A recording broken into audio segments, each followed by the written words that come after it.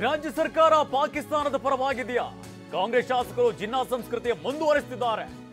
ನಾಸಿರ್ ಹುಸೇನ್ ರಾಜ್ಯದ ಜನರ ಕ್ಷಮೆ ಕೇಳಬೇಕು ಅಂತ ಶಿವಮೊಗ್ಗದಲ್ಲಿ ಮಾಜಿ ಶಾಸಕ ಕೆಎಸ್ ಈಶ್ವರಪ್ಪ ಆಗ್ರಹಿಸಿದ್ದಾರೆ.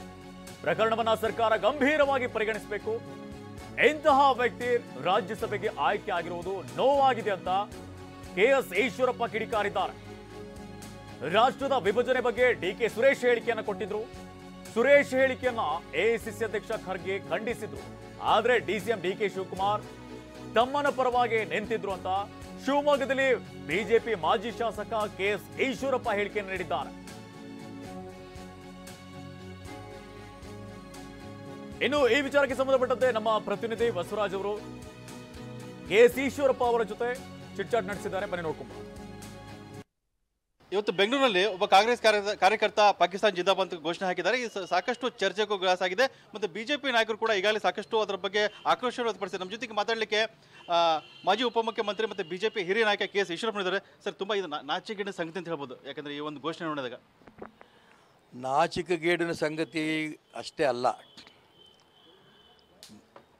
ಕಾಂಗ್ರೆಸ್ ಅವ್ರಿಗೆ ನಾಚಿಕೆ ಇದ್ದಿದ್ರೆ, ಮಾನ ಮರ್ಯಾದೆ ಇದ್ದಿದ್ರೆ ಇಂಥ ಘೋಷಣೆ ಕೂಗದಂಥ ವ್ಯಕ್ತಿನ ಹಿಡಿದು ಅವನ ಬಗ್ಗೆ ಕ್ರಮ ತಗೋಬೇಕಾಗಿದ್ದು. ಇಷ್ಟರೊಳಗೇನೆ ಮುಖ್ಯಮಂತ್ರಿಗಳಾಗಲಿ, ಉಪಮುಖ್ಯಮಂತ್ರಿಗಳಾಗಲಿ, ಗೃಹ ಮಂತ್ರಿಗಳಾಗಲಿ ಪಾಕಿಸ್ತಾನ ಜಿಂದಾಬಾದ್ ಅಂತ ಘೋಷಣೆ ಕೂಗದಂಥ ವ್ಯಕ್ತಿ ಬಗ್ಗೆ ಈ ನಿಮಿಷದ ಬಗ್ಗೆನೂ ಕೂಡ ಏನೂ ಕ್ರಮ ತಗೊಳ್ಳದೇ ಇರೋದು, ಖಂಡನೆ ಮಾಡದಿರೋದು ನಿಜಕ್ಕೂ ಕೂಡ ಇವರು ಈ ನಾಯಕರು ಕೂಡ ಪಾಕಿಸ್ತಾನ ಪರವಾಗಿದ್ದಾರೋ ಹಿಂದೂಸ್ತಾನ್ ಪರವಾಗಿದ್ದಾರೋ ಅಂತ ರಾಜ್ಯದ ಜನ ಯೋಚನೆ ಮಾಡ್ತಾ ಇದ್ದಾರೆ. ಸರ್, ಅಂದರೆ ರಾಜ್ಯಸಭೆ ಚುನಾವಣೆ ಬಂತು, ಫಲಿತಾಂಶ ಬಂತು, ಆ ಒಂದು ಜೋಶಲ್ಲಿ ಮತ್ತು ಅವರು ಗೆದ್ದಂಥ ಅಭ್ಯರ್ಥಿ ಕೂಡ ಅದರ ಬಗ್ಗೆ ಕೂಡ ಏನು ಇದ್ರ ಬಗ್ಗೆ ಕೂಡ ಟೀಕೆನೂ ಮಾಡಲಿಲ್ಲ, ಅದರ ಬಗ್ಗೆ ವಿರೋಧ ವ್ಯಕ್ತಪಡಿಸಲಿಲ್ಲ.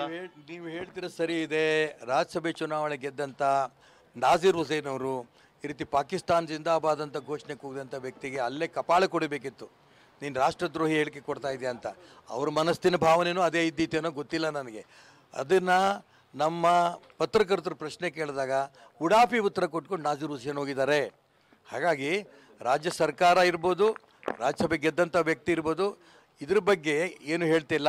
ಎಐಸಿಸಿ ಅಧ್ಯಕ್ಷ ಖರ್ಗೆನೂ ಏನು ಹೇಳಿಲ್ಲ. ರಾಹುಲ್ ಗಾಂಧಿ, ಸೋನಿಯಾ ಗಾಂಧಿನೂ ಕೂಡ ಬಾಯ್ ಬಿಟ್ಟಿಲ್ಲ. ಹಾಗಾಗಿ ಇವರು ಪಾಕಿಸ್ತಾನ ಪರವಾಗಿದ್ದಾರೋ ಹಿಂದೂಸ್ತಾನ್ ಪರವಾಗಿದ್ದಾರೋ ಅನುಮಾನಗಳು ಬರ್ತಾ ಇದೆ. ನೀವು ಕೇಳಿದ್ರಿ ಚುನಾವಣೆಯಲ್ಲಿ ಗೆದ್ದಂಥ ಜೋಶ್ ಅಂತ. ಚುನಾವಣೆಯಲ್ಲಿ ಗೆದ್ದಿದ್ದು ಕಾಂಗ್ರೆಸ್ ಆಗಿರೋದ್ರಿಂದ ಸ್ವಾತಂತ್ರ್ಯ ಪೂರ್ವದಲ್ಲಿ ಭಾರತ್ ಮಾತಾ ಕಿ ಜೈ, ಒಂದೇ ಮಾತರಂ ಘೋಷಣೆಗಳು ಕೂತ್ಕೊಂಡು ಸ್ವಾತಂತ್ರ್ಯ ತಂದರು. ಸ್ವತಂತ್ರ ಬಂದಿದೆ ಅಂದ ತಕ್ಷಣ ಕೂಡ ಅದೇ ಭಾರತ್ ಮಾತಾ ಕಿ ಜೈ, ಒಂದೇ ಮಾತರಂ ಅನ್ನೋಂಥ ಘೋಷಣೆಗಳು ಕೂಗಿದ್ರು. ಆದರೆ ಇವು ಚುನಾವಣೆಯಲ್ಲಿ ಕಾಂಗ್ರೆಸ್ ಗೆದ್ದಿದ್ದಕ್ಕೆ ಪಾಕಿಸ್ತಾನ ಜಿಂದಾಬಾದ್ ಅಂತ ಕೂಗಿದ್ರೆ ಜಿನ್ನಾ ಸಂಸ್ಕೃತಿಯನ್ನು ಕಾಂಗ್ರೆಸ್ಸಿಗರು ಮುಂದುವರಿಸ್ತಾ ಇದ್ದಾರೆ ಅನ್ನೋದಕ್ಕೆ ಇವತ್ತಿನ ಜ್ವಲಂತ ಸಾಕ್ಷಿ ಇದೆ. ಇದು ರಾಜ್ಯದ ಜನ, ದೇಶದ ಜನ ಗಮನಿಸ್ತಾರೆ.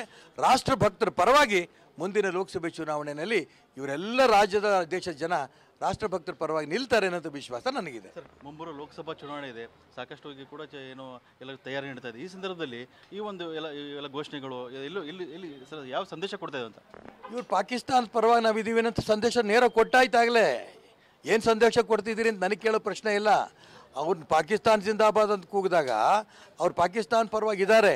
ಜೊತೆಗೆ ಇದನ್ನು ಖಂಡನೆ ಮಾಡದೇ ಇರೋಂಥ ಕಾಂಗ್ರೆಸ್ ಸರ್ಕಾರ ರಾಜ್ಯದಲ್ಲಿ ಸಿದ್ದರಾಮಯ್ಯ, ಡಿ ಕೆ ಶಿವಕುಮಾರ್, ಪರಮೇಶ್ವರ್ ನೇತೃತ್ವದ ಸರ್ಕಾರ ಅವರು ಅವ್ರ ಪರವಾಗಿದ್ದಾರಾ, ಅಥವಾ ಎಐಸಿಸಿ ಅಧ್ಯಕ್ಷರು ಇವರು ರಾಹುಲ್ ಗಾಂಧಿಯವರು, ಸೋನಿಯಾ ಗಾಂಧಿಯವರು ಪಾಕಿಸ್ತಾನ ಪರವಾಗಿದ್ದಾರಾ, ಹಿಂದೂಸ್ತಾನ್ ಪರವಾಗಿದ್ದಾರಾ ಅನ್ನೋದನ್ನು ದೇಶದ ಜನ ಗಮನಿಸ್ತಾ ಇದ್ದಾರೆ ಅಂತ ಅಂಶವನ್ನು ನಾನು ಈ ಸಂದರ್ಭದಲ್ಲಿ ಹೇಳೋಕ್ಕೆ ಇಷ್ಟಪಡ್ತೇನೆ. ಬಿಜೆಪಿ ಈ ಒಂದು ಪ್ರಕರಣ ಯಾವ ರೀತಿ ತಗೊಳ್ತದೆ? ನಮ್ಮ ರಾಷ್ಟ್ರದ ಅಧ್ಯಕ್ಷರು, ರಾಷ್ಟ್ರೀಯ ಅಧ್ಯಕ್ಷರು, ಭಾರತೀಯ ಜನತಾ ಪಾರ್ಟಿಯವರು ಕೂತು ಚರ್ಚೆ ಮಾಡಿ ಏನು ಇದ್ರ ಬಗ್ಗೆ ಮಾಡಬೇಕು ಅನ್ನೋದನ್ನು ಚರ್ಚೆ ಮಾಡಿ ತೀರ್ಮಾನ ತಗೋತೀವಿ.